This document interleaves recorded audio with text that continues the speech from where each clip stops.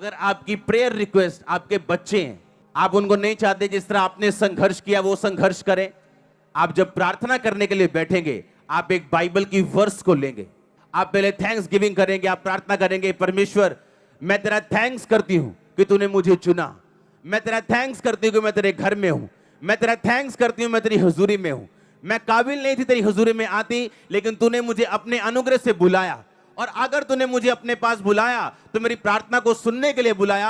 अब मैं प्रार्थना करती हूं तेरे वचन के अनुसार, जो भजन संहिता 112 की 2 में लिखा कि सीधे लोगों की संतान आशीष पाएगी और धर्मी का वंश प्राकर्मी होगा।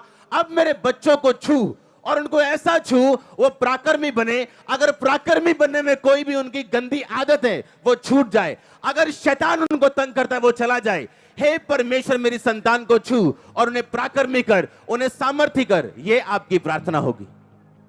उसने कहा सब कुछ पूरा।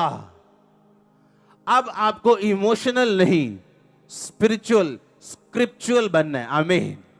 ये चर्च उन लोगों के लिए नहीं है जो बाइबल को सुनने के लिए आते हैं, ये चर्च उन लोगों के लिए है जो बाइबल को खाने के लिए आते हैं। उसने कहा इसे खा ले, इसे अपनी आंतड़ियां इससे भर ले। इसे सुनना नहीं है सिर्फ, बाइबल को क्या करना है? कहता खाना है। वचन कहता बाइबल क्या करनी है? कहता खानी, अपनी आंतड़ियां भर ले।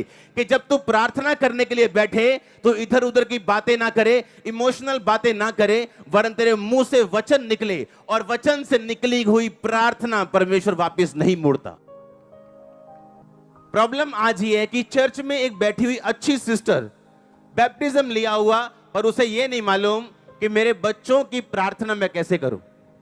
प्रार्थना करने का तरीका है कि सबसे पहले वर्शिप से शुरू करो कि पिता मैं तेरा थैंक्स करता हूं, तूने मुझे चुन लिया, मुझे अपने पास बुला लिया।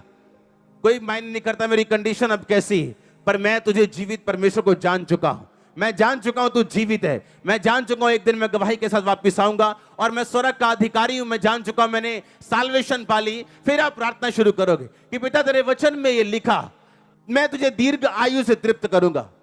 परमेश्वर तू जानता है कि ये बीमारी जो मुझे है ये मुझे दीर्घ आयु जाने नहीं देगी, इसलिए इस बीमारी को हील कर ताकि मैं दीर्घ आयु में जा सकूं।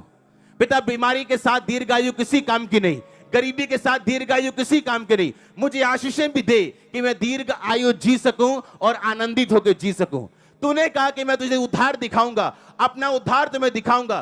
तुम मुझे उद्धार दिखा मेरे बच्चों में, मेरी फैमिली में, मेरे फाइनेंस में, मेरी बॉडी में, मेरी स्पिरिट में, मेरी आत्मिक जिंदगी में। आप करके देखो इस तरह से प्रार्थना, करके देखो वचन के बीच से प्रार्थना।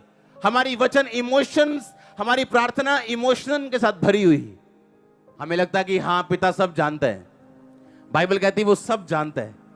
अगर आप परमेश्वर के सामने अपना केस प्रकट नहीं करेंगे और आपको यह नहीं लिख पता कि बाइबल में कहां आपकी ब्लेसिंग के बारे में लिखा। कोई बैठ के प्रार्थना कर रहा है परमेश्वर मुझे वीजा चाहिए, कोई बैठ के प्रार्थना कर रहा है परमेश्वर मेरी स्पिरिचुअल लाइफ को ब्लेस कर, पर एक भी जन को यह मालूम नहीं है कि मैं कौन से वचन से प्रार्थना करूं। कहां लिखा उसके कोड़े खाने से तुम चंगे हो चुके हो? कहां लिखा कि वो तुम्हारे अपराधों के कारण घायल किया गया? अगर हमें ये नहीं पता लिखा कहां गया, हम पढ़ेंगे कैसे? अगर पढ़े नहीं तो वचन में, प्रार्थना में हम वचन सम्मिलित कैसे करेंगे और परमेश्वर के सामने अपना केस कैसे प्रकट करेंगे? परमेश्वर कहता अपना मुकदमा लड़, अपना प्रमाण मुझे दे।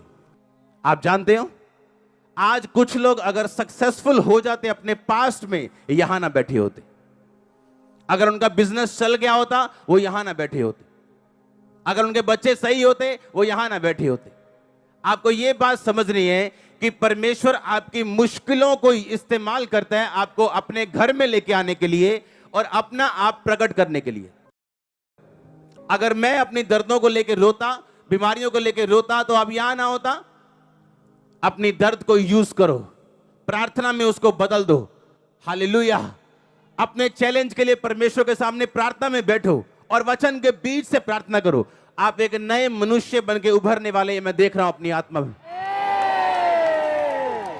परमेश्वर जानबूझ के अलाउ करता है केवल फेलियर्स को, आपकी लाइफ में मुश्किलों को अपने डिवाइन पर्पस में, अपने ईश्वरीय पर्पस में, अपने ईश्वरीय बुलाहट में आपको दाखिल करवाने के लिए, आपकी एंट्री करवाने के लिए। वो मुश्किल जो आपकी लाइफ में है वो एक एंट्री कार्ड है आपका उस प्रोग्राम में जो जीसस क्राइस्ट के द्वारा डायरेक्ट किया गया। और आप उस प्रोग्राम के हीरो हो।